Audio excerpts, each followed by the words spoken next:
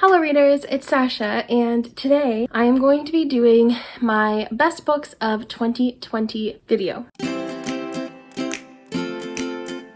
So I have 15 books on this list, and these were 15 books that I either gave 5 stars or really think, now that I'm looking back, deserve to have 5 stars. So what I'm going to do is I'm going to rank them from 15 all the way to 1, which was my favorite book of the year. So I do still have some December books left for my TBR. I think I have like 4 books left, and I will probably read those, but I don't think they're going to be 5 stars just from the books that Goodreads chose for me last month. So it doesn't matter if I love those books. If I end up giving any of the books from this month 5 stars, then I will just mention them in my December wrap up with a lot of happiness. So let's just dive into the 15 books that I read this year that I loved. So 15, but still one of the best books in the year, was Flawed by Cecilia Ahern. This is a book about a girl who lives in a society where essentially you have to be perfect, and if you're not perfect, you are deemed as flawed, and you get this giant F burnt onto your body. I love this book. This is a young adult debut. Cecilia Ahern writes a lot of romance, which did come through in the sequel, so I couldn't include the sequel in this, but this book was full of heartbreak and passion and a really interesting type of dystopian story that I didn't know I was missing until I read it, and I was like, this is exactly what I needed. So I genuinely really loved Flawed by Cecilia Ahern, and I definitely recommend anybody give this a shot. The next book that I read this year that I have been meaning to get to for like 4 or 5 years now, and I finally got to it, and it ended up being one of my favorite books of the year, is Before I Fall by Lauren Oliver. I absolutely adored this book. I don't know what it was about this story.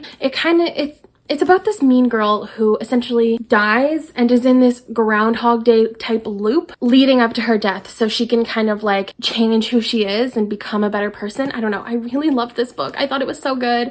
The ending had me crying, everything. I was just, it was such a good story. So I definitely recommend, if you haven't picked this up, or if you're one of the very few people like me who thought, oh, okay, I'm probably not gonna like this that much, try it. I think you'll really like this a lot, so definitely pick this up. Number 13 is These Vengeful Hearts by Catherine Lauren.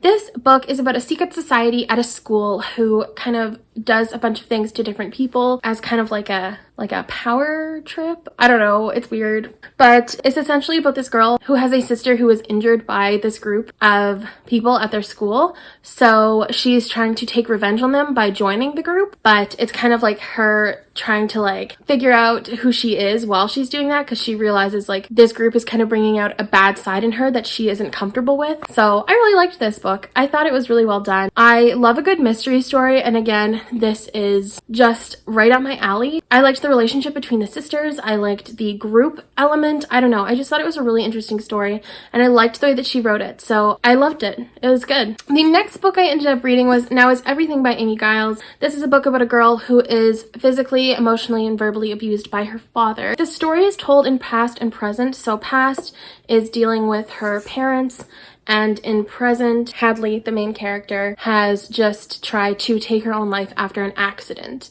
that happened. I'm not going to tell you what the accident is. I'm not going to say anything else, but it's kind of us figuring out why Hadley decided to do it and us figuring out how the accident ended up happening.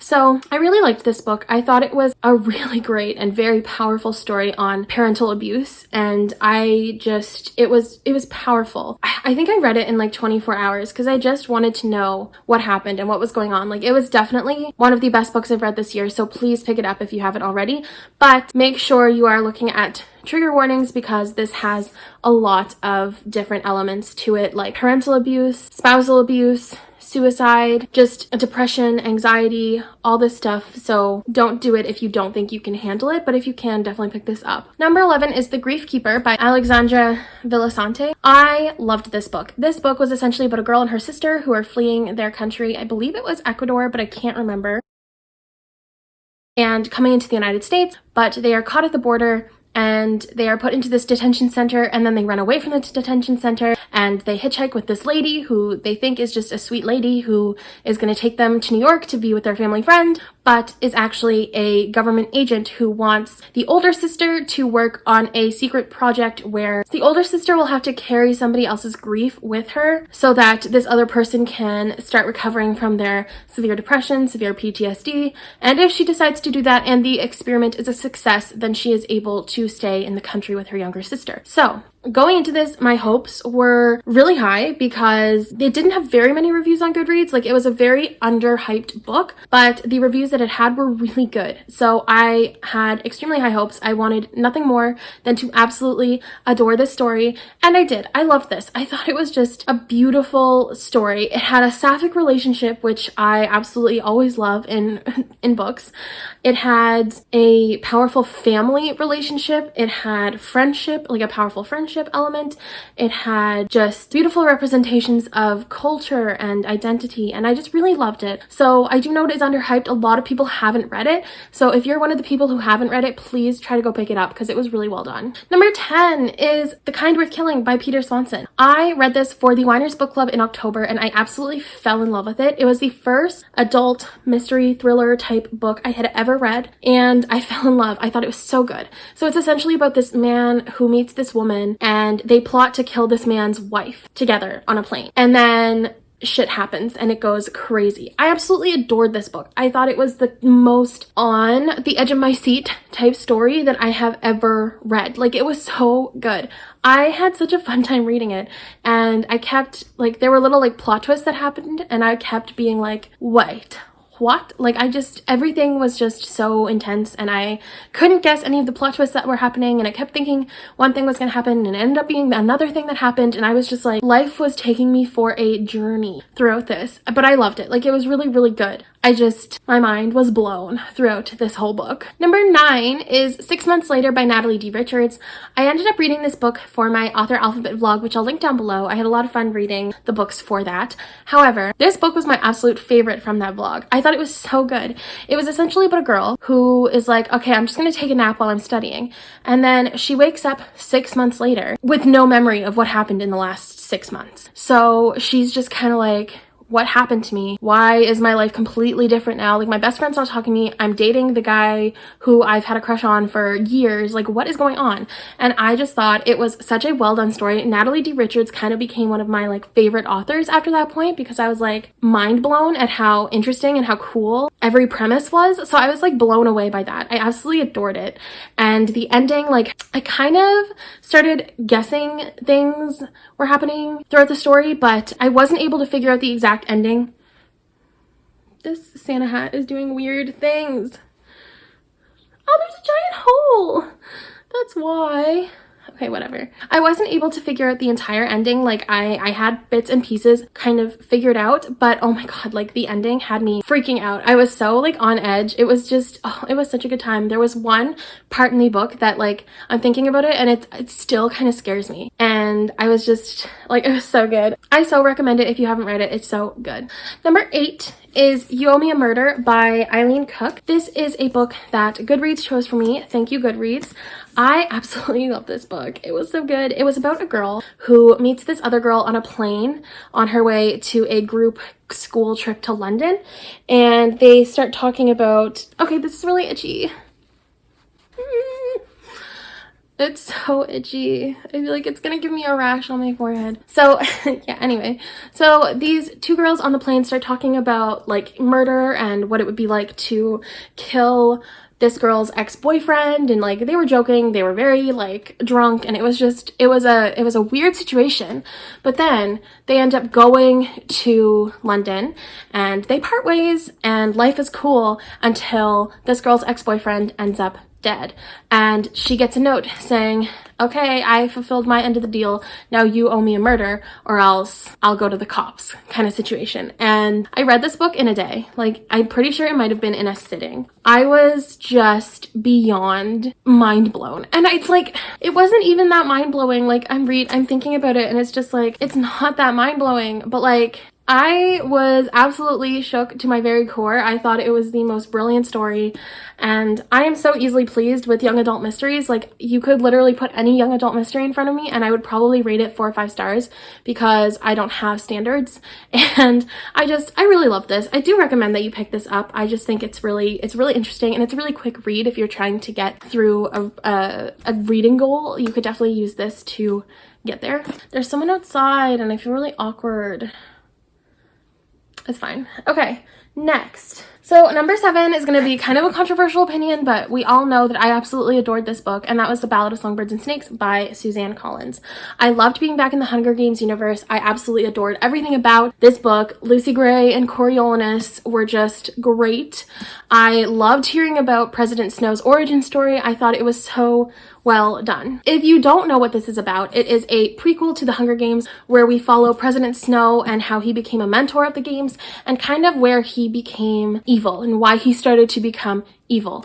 And yes, I feel like this book could have been done better. Yes, it was over 500 pages of this like weird relationship between President Snow and this tribute, Lucy Gray. And yes, there were things that could have been done better. Like, I would have liked a better ending. I think it would have been interesting to tie this story more into the current Hunger Games that we all know and love, where Lucy Gray might have been a pivotal part of the Hunger Games trilogy that we know today as an old woman. Like, you don't know. You never know. So I would have really liked for it to be that type of story.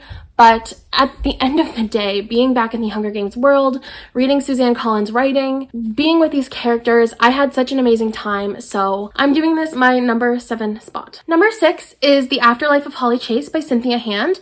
This is a book that I am reading for the Winers Book Club that is taking place on December 30th. I don't know if this video is going up before that or after that or on the same day. I'm just kind of bulk filming at this point, so I don't really know when it's coming, but I absolutely adored this. I gave it 5 out of 5 stars. I thought it was fantastic. 5 out of 5 stars, easy.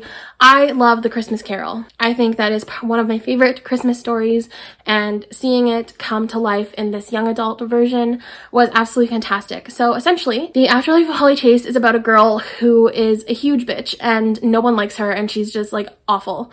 And she's visited by the 3 ghosts of Christmas past, present, and future, and she is told to change her ways, and then she doesn't. And then she dies. And now she's working for Project Scrooge, which is the company that hosts the past, present, and future ghosts.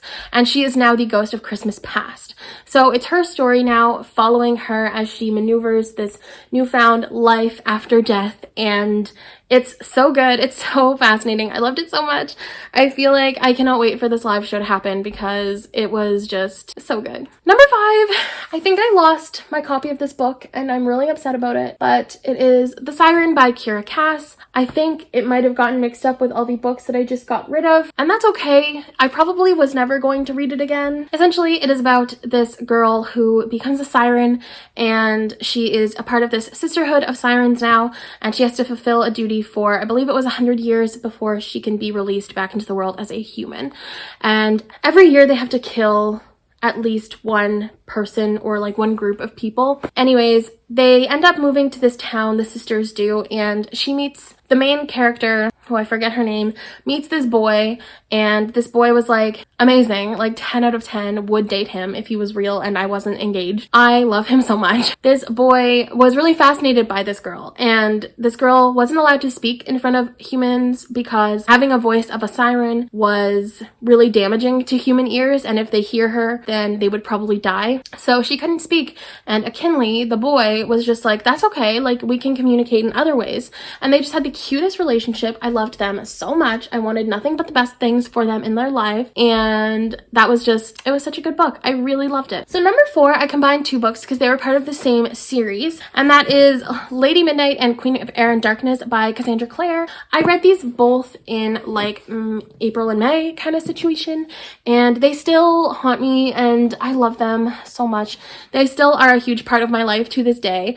I didn't include Lord of Shadows because I didn't like the second book as much. I did feel like it fell within the middle book syndrome category, which I don't love as much. But the first book follows the characters that we meet at the end of the Mortal Instruments series. So Julian, Emma, and that LA Covenant. So Emma's parents were murdered, and bodies start to come up with the same symbols that Emma's murdered parents had on them. So it starts to become this like weird thing where people are trying to figure out what the heck is happening, and it follows all the way through to Queen of Air and Darkness, which is a chonker of a book. Like, it's huge, but it was my favorite in the series, absolutely, hands down.